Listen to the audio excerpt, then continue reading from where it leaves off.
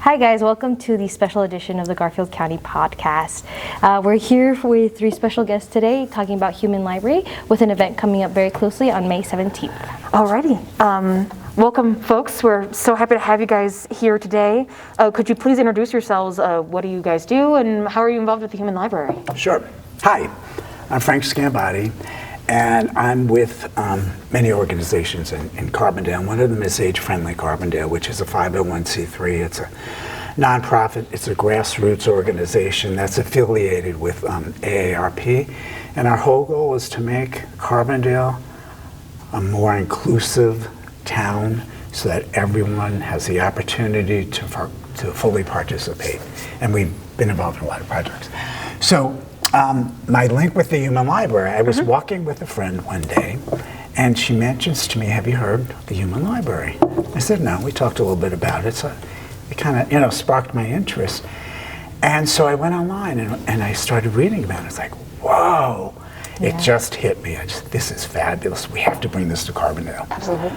So we contacted the library, hooked up with Alex, and from there on, it was history. Absolutely. So yeah, and the library has been incredible. So we've been a partner with the library, and we've had 3 sessions so far, and they've gone really, really well. And you'll learn more about it, I guess, during the podcast. But I'm really excited. We're excited to have you. Yeah. Scambati, not Sciambati? Scambati. I've been saying Sciambati. That's to myself. perfect. Is there an extra Perfect. I in there? No, it's Scambati. I just added it. Scambati. Okay. Scambati. It's 3 years and I've been adding an I in there. Well, my name is Alex Garcia and I work with the Garfield Libraries. I'm the events manager. So, the Human Library is a library program which falls under my kind of supervisory domain. So, yes, about 4 years ago, Frank and Age Friendly Carbondale reached out to us with the idea. It's a perfect fit for a library. It's a perfect fit for the mission of the library. And on top of that, it's an amazing thing. Frank had to maybe talk to me about a minute and a half into me meeting Frank for the first time and hearing about the Human Library for the first time I was in. The value in the program, the value in hearing different experiences, different opinions without judgment is probably the fix to a lot of problems inside the library world, outside the library world. So it was a no contest decision to host it. And now we're kind of in the middle of it. We've been doing it a couple of years, so enough to know how to do it better and better every year, and then enough to also know where is this going to lead for our valleys, for the Garfield County Libraries in relation to not just our participation in the Human Library, but our participation in conversations. And the library has been really involved in community conversations. That's been part of our new vision and mission. And this kind of goes into that, when the library does community conversations with our neighborhoods, with our leaders, talent, we're getting this big picture of our community. But the Human Library, every time we do it, the way we do it, takes 6 individuals and we zoom in into 6 unique personal perspectives that kind of bring that bottom to what are we doing in a big way to connect our communities. This is connecting individuals, which all translates to the same thing, but Absolutely. It's perfect. Yes. Yeah. My name is Abraham Cora, and I am the branch manager here at the Glenwood branch. And I initially got involved when we hosted Human Library here in Glenwood about a year ago. And so it was really great working with Frank and Alex and a number of other staff. And our team, in terms of the committee that's putting this on, has been growing, both internally as well as externally. I feel that this is one of our showcase programs that we have in our district. I'm proud of the program. I'm proud of the impact that it has on every single individual who comes in as a reader, and we'll talk a little bit more about what that is in a bit. But I think everyone walks away changed in at least a small way, if not transformed, from the experience. Moving on to our next question, Alex, I know you touched kind of based on how the library does this, but what is the Human Library? Frank, you want to Yeah, I can steal a start. little bit? We can both jump on Sure, it? Yes, sure. absolutely. So historically, it started in the year 2000 in Denmark, and it's a international nonprofit. And what it is people come as books, Yes. just like you read a book. But it are individuals who may have been misunderstood, disenfranchised in their communities or in life in general, and gives them the opportunity to tell and talk about their experiences openly. And then other people who join in to listen are called the readers. Now, what's so unique about this is that individuals are meeting someone who they may have been curious about, but don't know much about their lives, and they may have been judgmental or what they hear. So say, let's just take an example. A woman who is transgendered. And so people have all these preconceived ideas, but they're actually meeting this person. This person's presenting who they are, why they are who they are, what their situation is, and then it's open to ask any question. We encourage provocative questions. Ask those questions that you were afraid to ask, and we encourage that.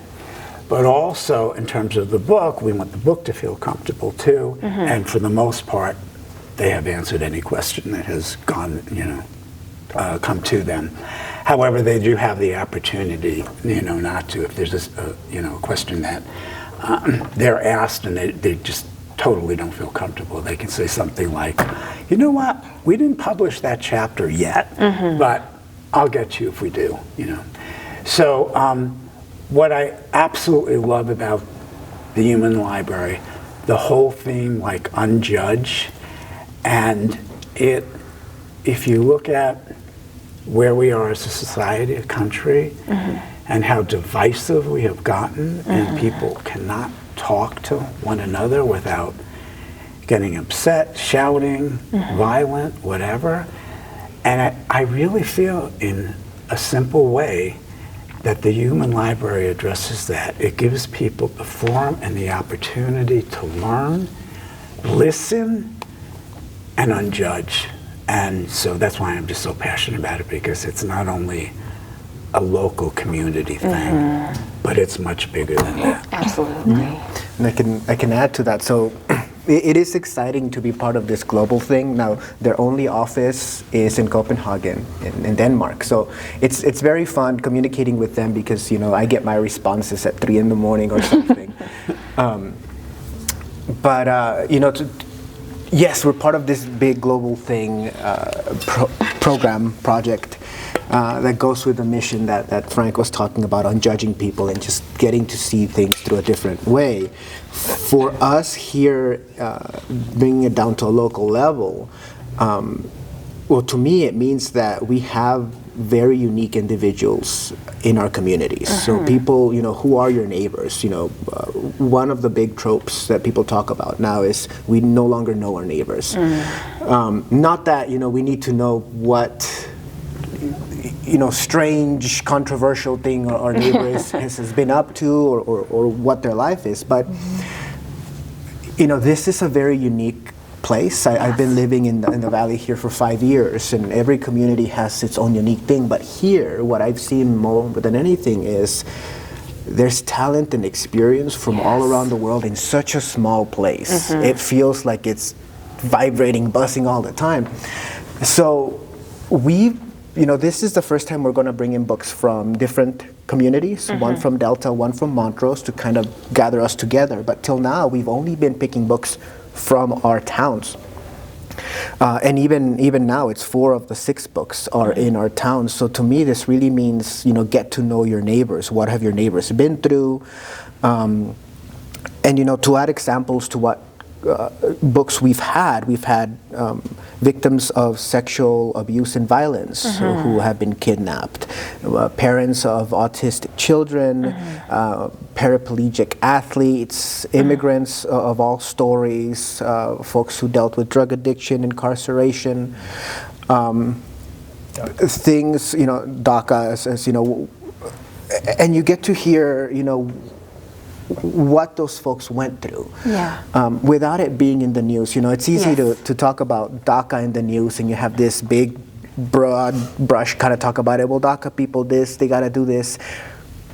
But this is, you know, putting a name to, like, so who is this DACA person, or who is this transgender person, or who is this person who used to be in a white supremacy group? You know, what is their name? Why did they do that? And then to realize that somebody like that, you know, an athlete who used to be a mountain climber and now can't move from the neck down. Yeah.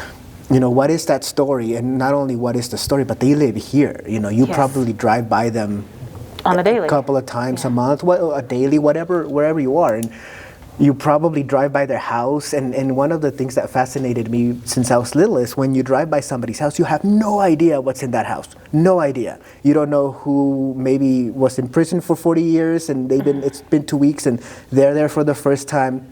You don't know who's battling the last stages of cancer. You don't know anything. Yes. And then once you realize that unique stories are all over the place, it tends to be things that people hide. This is an opportunity for those people to kind of talk about it, and then for our readers to understand that these people are here with us. And you know, saying these people are here with us sounds like alien foreigners. It's like sci-fi thing, but these experiences are completely foreign to all of us. I have no idea what it is to be in prison. Yeah. No idea, for whatever reason. I don't know what it is to be paraplegic. I don't know transgender. Different world. And this is where that different world kind of comes up in our local little area. And I just wanted to add one more thing. As both Frank and Alex were talking about, this is an international organization. So there are events like this happening all over the world. Interestingly, we actually, in the planning stages of this Carbondale event, this coming up on May 17th, we actually reached out to our Colorado State Libraries and we had a conversation with them. And one of the things we found out through that conversation with the state libraries is that there have been human library or human library-like events happening at other libraries in the state, but from what I understand, we are the only library in the state of Colorado that's actually sustaining this and has had this going on for several years. And I will also I want to just give a quick shout out to both Frank and Alex in terms of the books, because a lot of the books that we've had, they would not be here. They would not be possible to share with our community if it wasn't for the relationships that the two of them have built. Strong connections to the to the community. Pardon me, I have a dry throat today. No, I love how much Human Library seems to encourage the sense of sonder, of really seeing the wonder in the people around you and realizing that so many people in our community have intense, rich lives and bridging that gap, as you mentioned before. Yeah, no, for sure. Yeah. All right. Yeah. And I think we kind of already touched on this question was, what is a human library book? And but I guess what we can ask is, what are some of the stories we've had in the past that I think have been more impactful? We did touch on some of those, but do you guys have anything that struck you? I want to add to the books, though. Okay. No, In terms of the books, it has to be an individual who's no longer in crisis. They may have gone through something, but they can no longer be in crisis, so they can really articulate the experience. Yes. Also, what's really important is that they're not there to proselytize, to try to bring a point or educate people to go their way. That's not, we don't want that. Yeah. And so we want these individuals to just explain the situation, what their lives are like, Yes.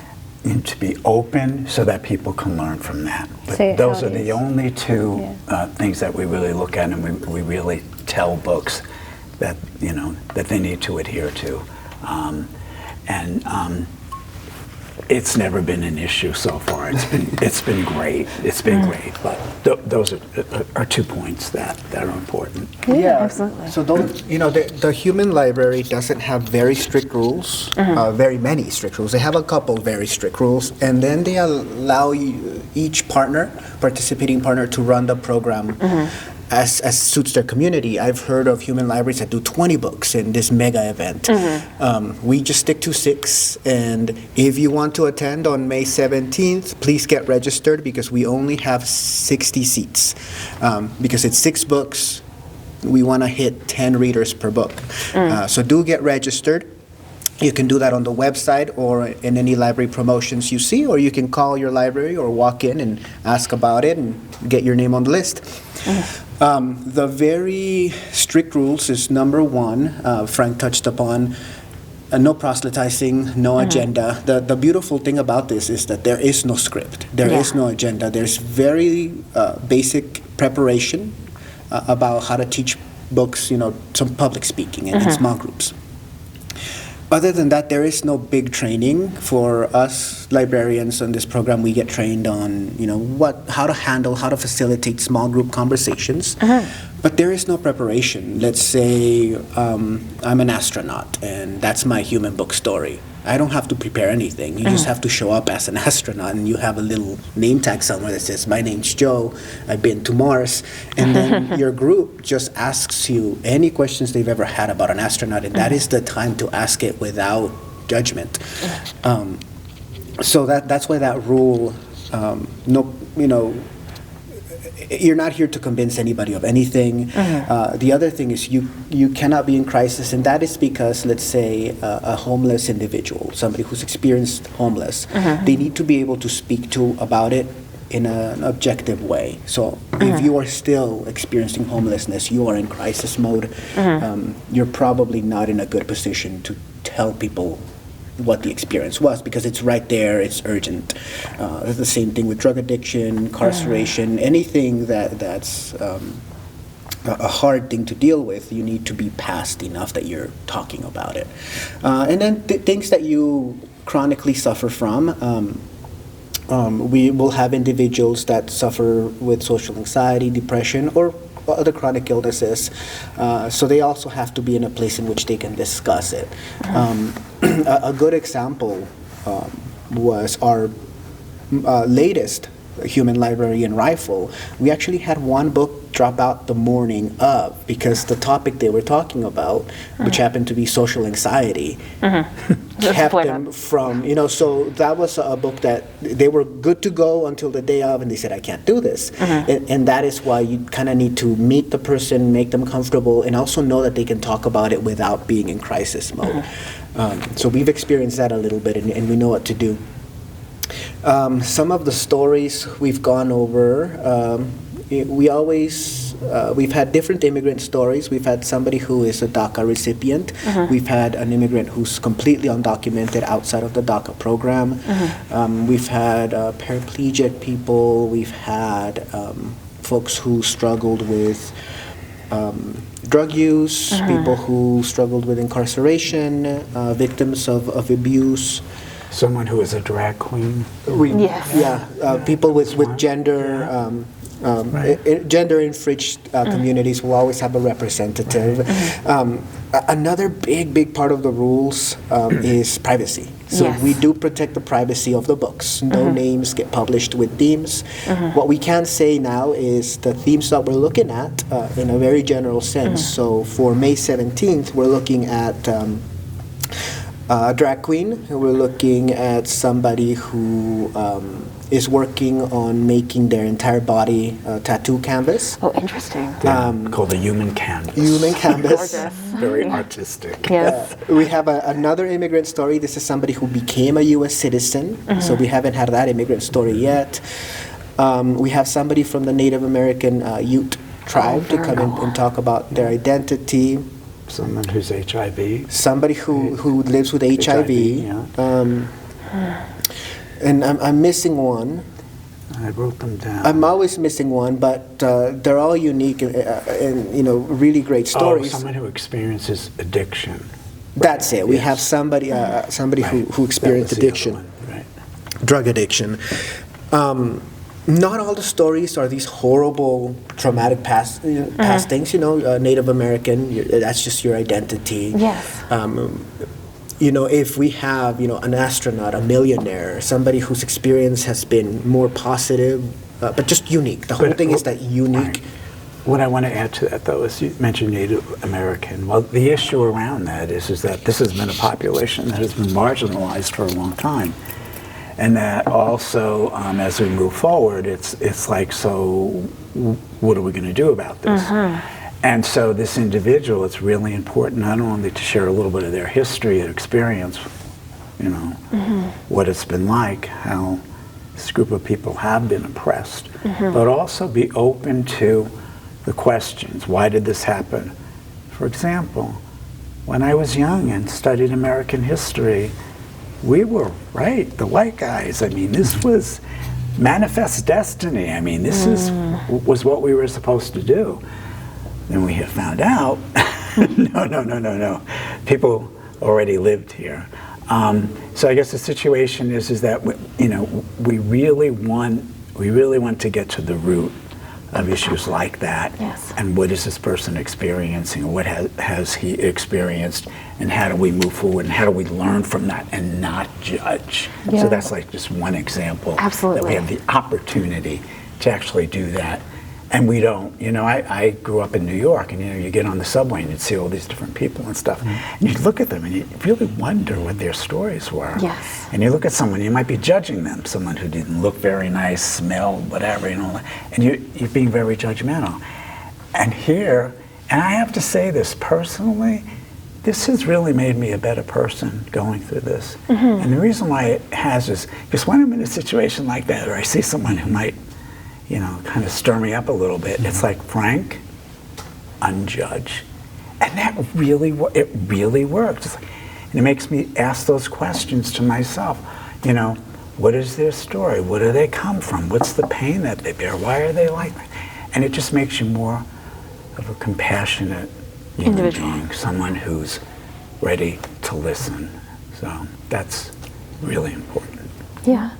Yeah, and just to give a little bit of the nuts and bolts in terms of the actual event itself. So again, we'll have a registration link. So we do ask that people do register. So it will be on May 17th, which is a Sunday morning. The library, the Carbondale Branch Library, is actually closed, which is intentional because we actually want it to be intimate and private and a space where everyone is comfortable, both the readers as well as the books. And then what's going to happen is once we can have a little kickoff and lay out the rules and ground rules and so forth in terms of etiquette for our readers, then each of our readers will end up actually having an opportunity to learn about 3 books. So 3 individuals and their lived experiences is what each reader will be able to experience. And then from there, what we'll do is actually we'll do some reflection time as well as a debrief, because one of the things that we found is that naturally, once the event was over in terms of the actual readings,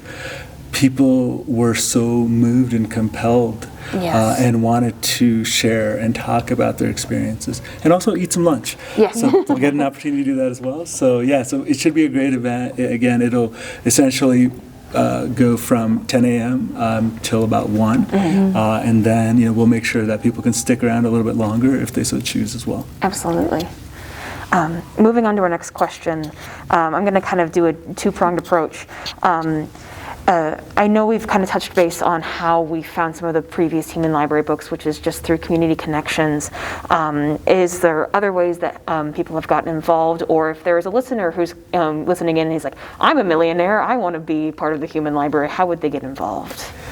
Well, there's a couple of ways. Yes, it's 100% been done community networking and connections.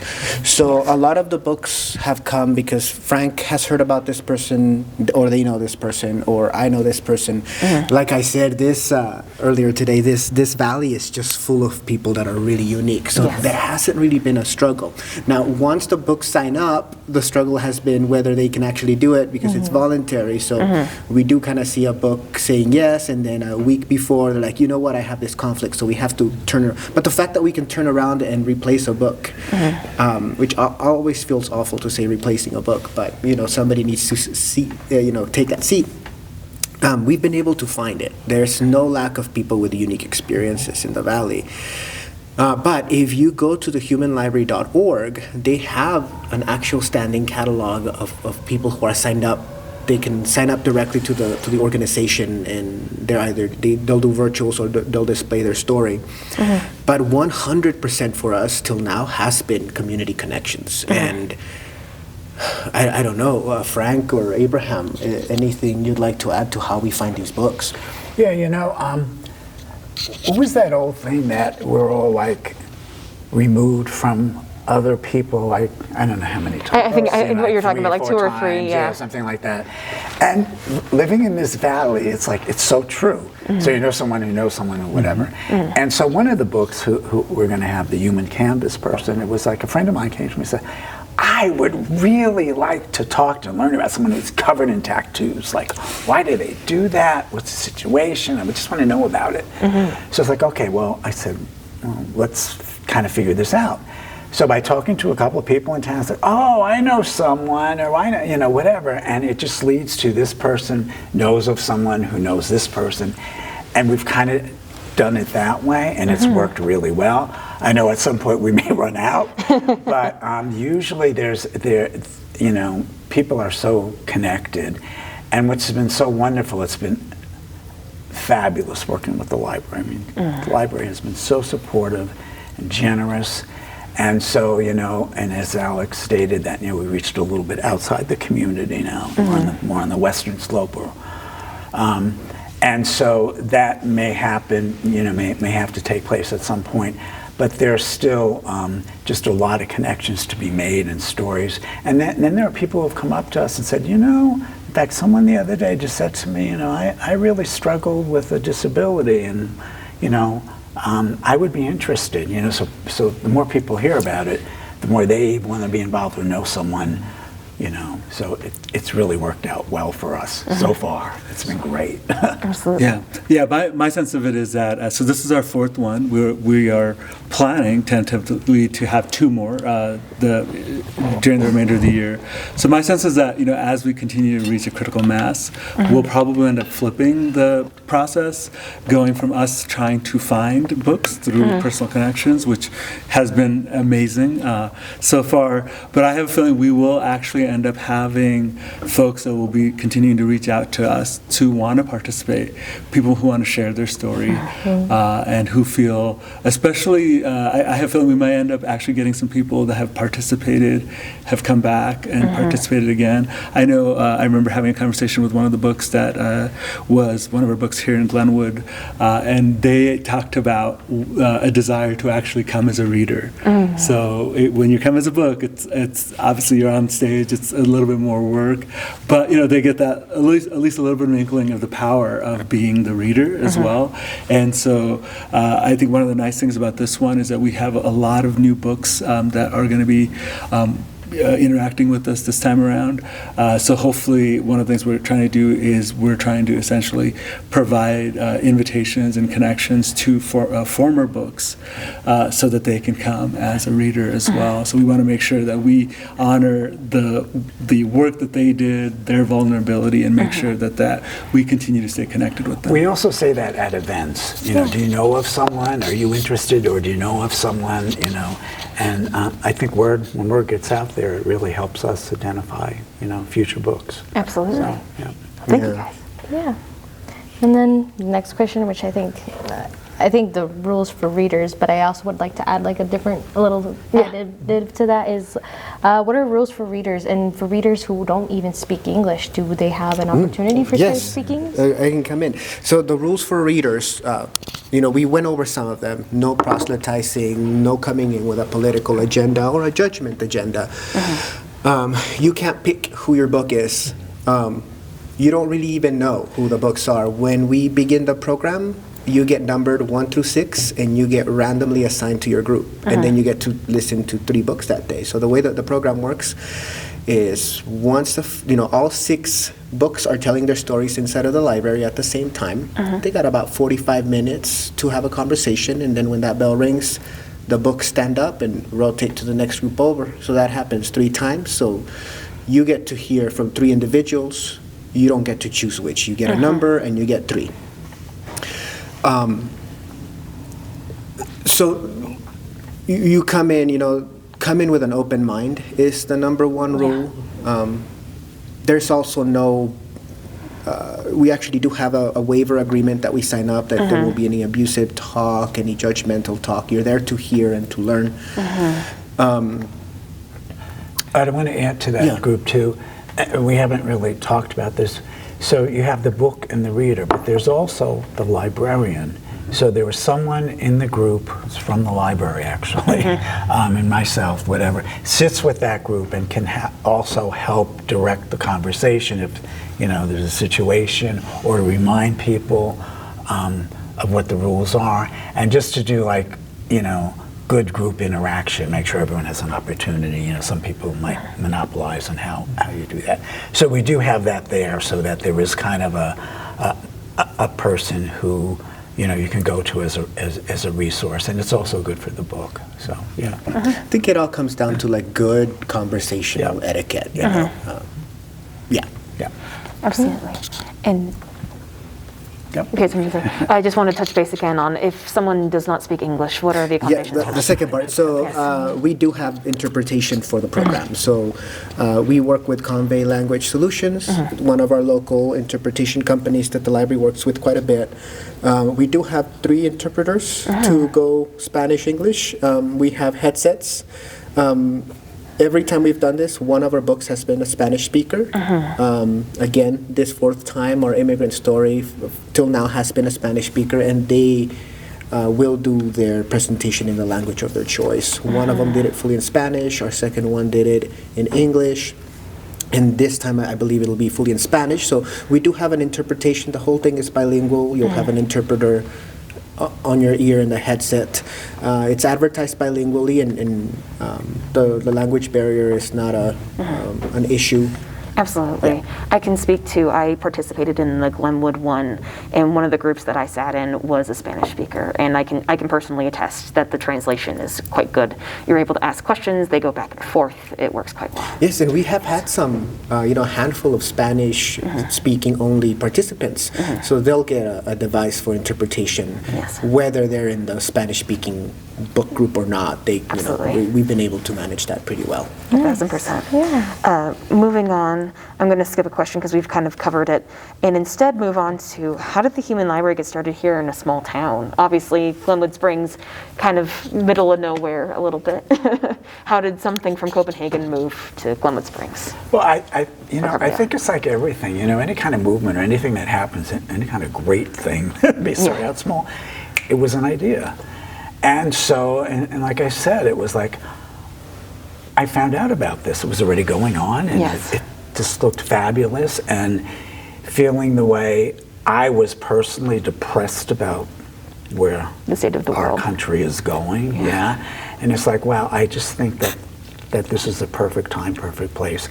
And then a place like Carbondale, which I know and I'm involved in and absolutely love, is a very open community. And so what a great place to start. So between that and what I had learned, it's like, hey, let's try this. And the library was just incredible, just jumped right in, so supportive. And it's been really smooth sailing. I mean, it has been so well received and so well supported. So far, it's been great. You know, not only that, but it's in the top 5 programs that the library does. So there's 1 or 2 programs a year that we do where people come out with tears streaming down their face, and this is one of them, and this is one of the ones we want that in because of the impact. Other than that, there's been a couple of really emotionally charged concerts that people will tear up at, but this is the one. We haven't had one in which there hasn't been shed. And all for positive things, it's people getting to understand a different way. But other than it being smooth and age-friendly, bringing the idea to the library, it's been one of the big things we do, and one of the things that we'll keep developing, keep trying out, keep changing. We do have a lofty goal of doing our own version of it. We've been using the Human Libraries platform and structure for a couple years now, and we will still, but we're also figuring out how we can give it, Garfield County as its identity. But it's something that's here to stay, I think, and it's a very powerful thing that the library will continue to do. Absolutely. And I'll just add one thing. I think Frank bringing this to the library district, and Alex partnering with Frank, and then the two of them championing this for our district. It's really, I think, a showcase of how we want to work as a public library district as well in terms of partnerships, and that is how we succeed. And having someone like Frank who's committed, we want to honor that as well. So, and having this opportunity to do that, and Alex really just taking that on behalf of our library district. That is where the success of this started. That they created the foundation together, and then from there, I think being able to sustain it, moving it to other branches, which we're going to continue to do, up in the upcoming years and so forth as well. I think that's going to continue to add to that. And then in terms of us putting our own spin on it, it's entirely possible that we will, we've talked about some different ideas, and so we're always kind of thinking about what we might do if we wanted to branch out and do something on our own. One of the things that we've discussed in the past as well is that, rather than having these 3 discrete events 3 times a year, is there an ongoing way where people can interact with books as well? So there's a lot of ideas in the works, and we're looking forward to that. And then speaking to Alex talking about his top 5 programs in the district, if you listen to the next podcast, Alex is actually going to provide them for you 5 to 1. So stay tuned for the next podcast so that Alex can tell you about his top 5 programs in the library district. Abraham is teasing. So what I want to add is, besides Carbondale and Glenwood, the third one is in Rifle. Yes. So those are the 3 communities that we rotate amongst. And we're trying to get more publicity out in the Rifle area. But I think it'll happen. Absolutely. Yeah, going through the 3 big branches in the district. Yeah, absolutely. That's good. Yeah. And there's a reason. So if you're in one of the towns with a smaller library, I'm sorry, but it takes so much space to host one, and it's got to be during, a day. 3 of our libraries are open on Sundays, so it's got to be those, but they got to be during their close time. But we need the staff that work on Sundays to work the program. So it'll be difficult to do it, for example, at the Newcastle Library or Silt Library or Parachute Library, just because of the way the program works now. So we do stick to Carbondale, Glenwood, and Rifle in that order. So this year, spring is the Carbondale one, and we're aiming in the fall before mid-November, sometime between September and mid-November, we're going to be hosting one in Glenwood Springs. So if you missed out the Carbondale one coming up on May 17th, keep an eye out for the Glenwood Springs one. Absolutely. And then once again in the winter, we visit Rifle with a program. So like Abraham said, we're shooting for 2 to 3 a year, depending on our capabilities and logistics. But yeah, that's the rotation. Amazing. Yeah. And I'll ask this question right here, just because I feel like this one is it'll touch on the branches as well. Have you noticed any differences between different branches and how they experience the I can start and then I'll give it over to you. So Carbondale. This is where we started it. We started it in Carbondale, and we're going back to Carbondale after the first time. It was very helpful that the very time we tried it was in a community that's so connected like Carbondale is. They're unique in a unique county. It helped that Frank lives in Carbondale and represents an organization from Carbondale. So we had so much interest. We thought we were going to be turning people away. We ended up extending the number. I think at first we were aiming for 30 people because we wanted 6 books with 5 readers. Yeah. And we had to double that, and we had about 65 people show up. Wow. In Glenwood Springs, we made about 50. So missed the mark, the maxed out mark by a little bit, and then Rifle went back to like 35. So it kind of looked like our original number. That's the thing about the different communities is obviously Carbondale is the one that has been the most tied to the program. There's a big community push. There's just like a natural drive in Carbondale to understand each other as a community. It gets tougher as we move down the valley because the community divides get bigger. And not only that, but as with everything, things get tougher down valley because they become more and more sleeper communities. So people are working there, not living there, or sleeping there, but not working because there. they're not they're working there. So by the time we get to Rifle, it is tough. But we're going to keep pushing. We've had wonderful events. The the rifle one was our least attended one with 35 people. That is still 35 individuals connecting with 5 books that time. I would say, just in a vague sense, the difference between the Carbondale, Glenwood, and Rifle communities with this program are similar to their differences in everything else. Yes.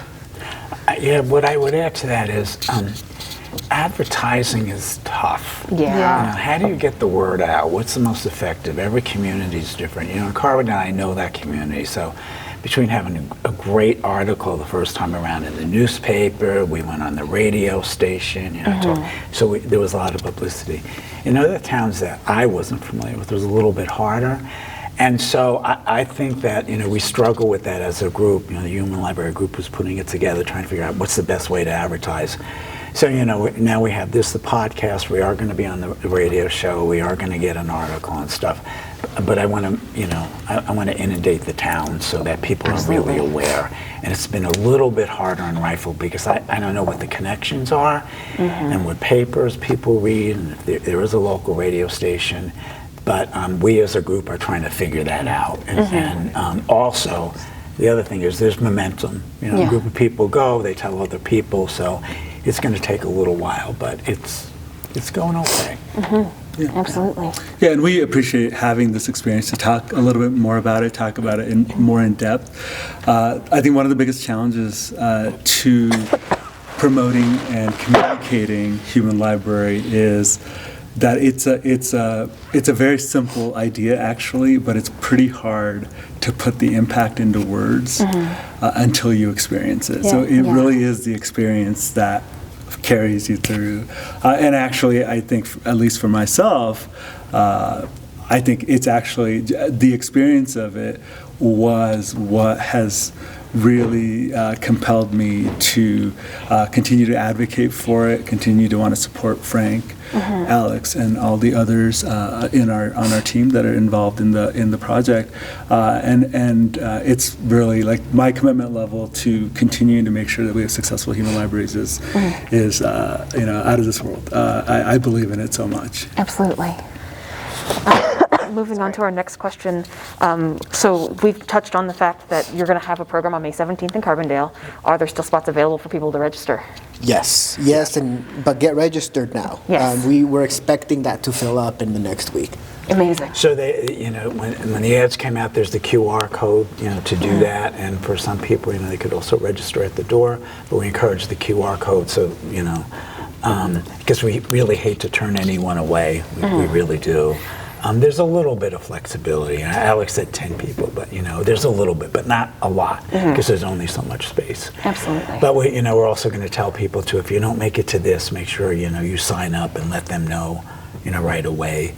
In Glenwood, make sure you sign up early. But I wish we could do one of these a month. Same. Because that'd be the impact, but also, we don't want to lose the novelty of it, and That's it is a lot of work to put one together. It would be a little exhausting. It'd be a little exhausting to do it every single month. But hopefully, hopefully the spirit of the program moves beyond the program. So if you attended one and you realize that you can do this, that you can't sit with somebody who is completely different than you in thought, in appearance, in experience, maybe you'll start doing that on your own without a library telling you you need to go and do this. Come and do it here with us. You can do it at your local coffee shop.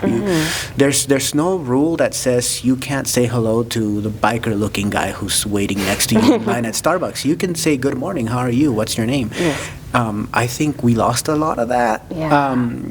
We no longer have the need to know the name of the person who's next to us just because they're just in my life for the next 15 minutes in line. I don't...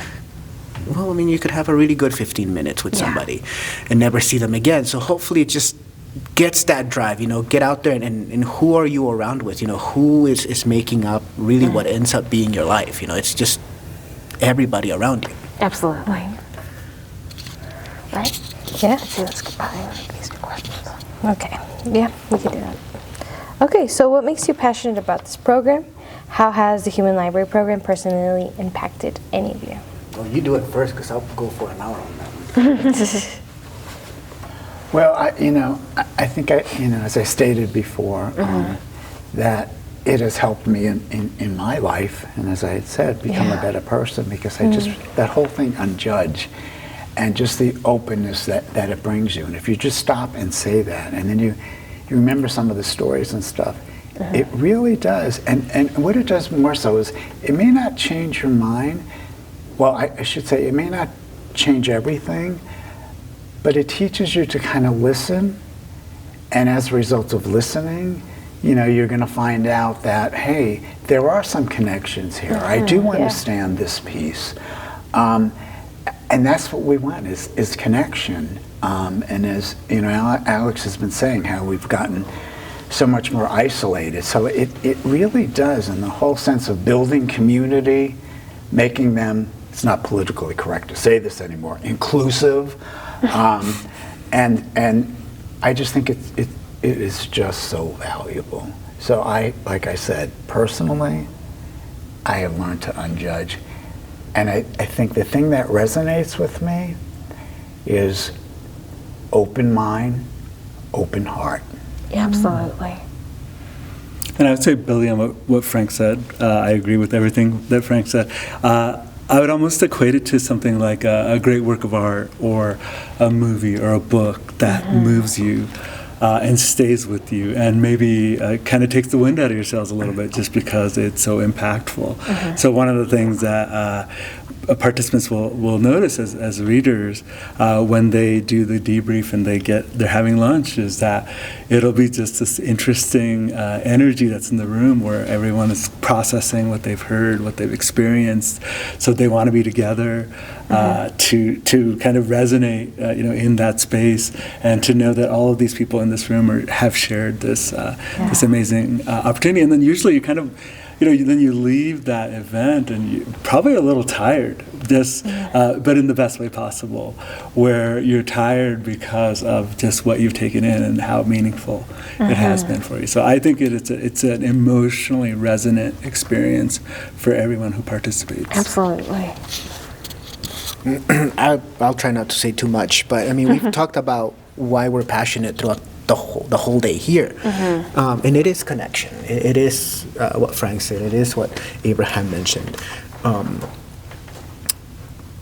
You know, connection to people who are different than you. You know, I'm not smart enough to tell you how much that means, really. But the reason I think a lot of us are isolated in a time in which we can connect to most people we've ever meant to connect is that we're only connecting. You know, if you connect online, you're only connecting to people like you, or the closest to like you. That's like a trend we all fell into, like The algorithm. the algorithm. That's what it's done. And you know, in school, you click up with people that are like you, so it's natural to us. And I don't know if that's made us less connected, because the more able we are to only connect to others like us, that like the same things, the less we understand of people as a whole. And I would ask people, you know, after coming to this program, if you want to start doing that on your own, you know, the next 10 strangers, which shouldn't be strangers if they live in your town, and these are small towns, the next 10 individuals you meet in person, in flesh and blood, mean more connection than the next 5,000 in your Instagram page or in your Twitter feed or anything. It's the people you can talk to in the same room that is real connection. And the likelihood that, you know, we got the camera guy, we got Abraham, Frank, and we have you two hosts, the likelihood that us here are alike is not very much. We all probably like completely different things. And if it wasn't because we worked in a library and we worked in the similar project and we were in this interview, we would never say a word to each other. But I would say, you know, I can go off on my Instagram or Twitter or something and then talk to somebody from Australia all day. You know, and we lost the connection with the people in front of us that we can The see. actual flesh and blood, the real life. Not to say that the internet doesn't provide real, genuine connections, but the real life people that we see in our communities, that should something bad happen, would be the person that's next to us that helps us. Yes. Should, you know. Closer in distance. Exactly. And that's a good way to put it. If I have an emergency, but I know that my neighbor waves a red flag instead of a blue flag, you know, am I not going to knock on their door for help because it's gotten to that. So Yeah. going back to the human libraries, you just get to see the humanity of somebody who, I don't know any white supremacists. I haven't had that fortune or misfortune in my life.